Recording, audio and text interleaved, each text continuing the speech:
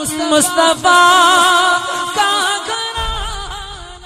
ایک واقعہ ایسے بھی نگاہ سے گزرا کہ آپ نے فرمایا کہ وہ یمن کے راستے کی طرف چلے ہیں اور یا رسول اللہ وہ آپ سے بچنے کے لیے سوسائڈ کرنا چاہتے ہیں، یعنی یہ کہ وہ کنویں میں کودنا چاہتا ہے۔ جیسے ہی میرے آقا علیہ الصلوۃ والتسلیم نے یہ سنا، میرے آقا علیہ الصلوۃ والتسلیم اتنی تیزی کے ساتھ اس کی طرف دوڑے۔ روایتوں میں آتا ہے کہ آپ نے جو اپنے کاندھے پہ چادر اوڑھی تھی جسم پہ، آپ کے بھاگنے کی وجہ سے وہ زمین پر آ جاتی، اتنی تیزی سے بھاگے، اور اس سے پہلے کہ وہ کنویں میں چھلانگ لگاتا میرے آقا علیہ الصلوۃ والتسلیم اس کے قریب پہنچے اور پیچھے سے جا کے اس کے جو ہے دونوں گالوں پہ اس طریقے سے میرے آقا نے ہاتھ رکھ دیے، اور جب میرے آقا علیہ الصلوۃ والسلام نے ایسے ہاتھ رکھے اس کے پورے جسم پورے گالوں پہ ٹھنڈک محسوس ہونے لگی، کیونکہ روایتوں میں آتا ہے کہ جب کسی ایمان والے پہ میرے آقا ہاتھ رکھتے وہ ٹھنڈک کے ساتھ ساتھ خوشبو بھی محسوس کرتا، لیکن جب کسی کافر پہ ہاتھ رکھتے وہ صرف وہ ٹھنڈک محسوس کرتا، ایمان کے کافر ہونے کے خوشبو محسوس نہیں کرتا۔ تو میرے آقا علیہ الصلوۃ والسلام جب ہاتھ رکھے اس نے کہا کون؟ تو میرے آقا نے فرمایا اتنا خوبصورت چہرہ جہنم میں جلے یہ مجھے کیسے گوارا ہوگا،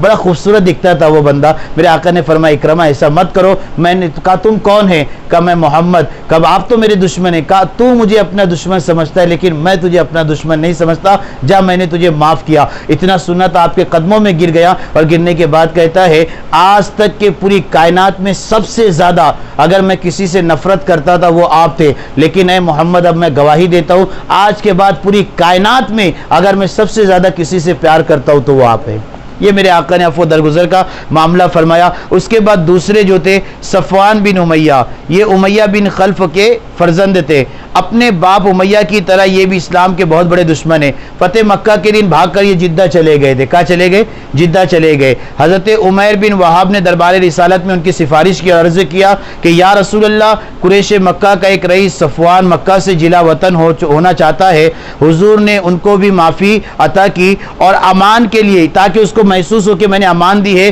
حضور نے اپنا امامہ شریف دے دیا، اور وہ امامہ مقدس جب آپ تک کے لے گئے جدہ میں لے گئے اور صفوان کو مکہ لے کر آئے۔ صفوان جنگ حنین تک مسلمان نہیں ہوئے تھے، لیکن اس کے بعد جنگ حنین میں جو ہے میرے آقا کے امامے کی برکت سے انہوں نے بھی اسلام قبول کر لیا۔ اسی طریقے سے ایک کعب بن زہیر تھے، یہ بھی سن ہجری 9 میں جو ہے اپنے بھائی کے ساتھ مدینہ شریف تشریف لائے اور وہ جو ہے مشرف با اسلام ہو گئے۔ اسی طریقے سے جو ہے اور کچھ نام ملتے ہیں، ایک بندے کا نام ملتا ہے حزل کر کے، یہ بندہ بھی تھا جس کے حوالے سے میرے آقا نے فرمایا تھا کہ یہ جہاں ملے اسے قتل کر دو، تو اس میں سے یہ 6 میں سے ایک کو قتل کیا گیا، 2 کو قتل کیا تھا غالباً، تو اس میں حزل بھی تھا۔ تو یہ بندہ کیا ہوا، یہ گیا اور جا کے خانہ کعبہ کے غلاف میں چھپ گیا،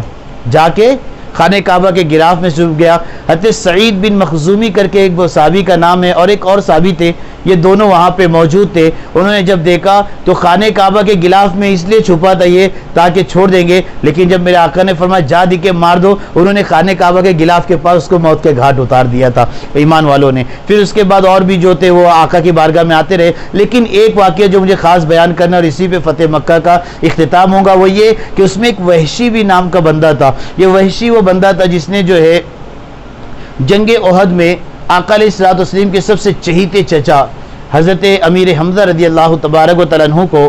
شہید کیا تھا۔ میرے آقا کو بڑی تکلیف ہوئی تھی، تو یہ بندے کو کا بھی نام اس لسٹ میں تھا کہ جہادی کے سے موت کے گھاٹ اتار دینا۔ تو جیسے یہ بندے کو پتہ چلا یہ خود سے جو ہے آیا اور سیدھا اللہ کے رسول کی بارگاہ میں کھڑے ہو گیا۔ اب سوچے کسی بندے کا نام بل ایک لسٹ میں ہو، جہادی کے وہاں مار دیا جائے، کیا بندہ کبھی اپنے سامنے آئے گا؟ اس سے سمجھ میں آتا ہے بندے کی جرأت کتنی ہوگی، اس کا نڈر پن کتنا ہوگا۔ آنے کے بعد کہتا ہے کہ آپ مجھے معاف کر دے۔ میرے آقا نے ان سے پوچھا کہ اپنی زبان سے تم سناؤ کہ امیر حمزہ کو کیسے شہید کیا گیا، وہ تمام چیزیں بتائی۔ میرے آقا کے آنکھوں میں آنسو آئے۔ میرے آقا نے فرمایا ٹھیک ہے میں تجھے معاف کر دوں گا، لیکن ایک شرط ہے تو اسلام قبول کر لے۔ انہوں نے کہا دیکھو آپ کو معاف کرنا ہے معاف کر دے، میں اسلام قبول کرنے والا نہیں ہے۔ آپ نے کہا کیوں نہیں قبول کرتا ہے؟ کہا میں اس وجہ سے قبول نہیں کر رہا ہوں کہ اگر میں نے اسلام قبول کر لیا تو میں نے کفر کی حالت میں اتنے بہترین انسان کا میں نے قتل کیا ہے جسے دنیا حضرت امیر حمزہ کے نام سے یاد کرتی ہے۔ مجھے ایسا لگتا ہے میں نے اسلام قبول کر لیا اور اگر میرے اللہ نے مجھے معاف نہیں کیا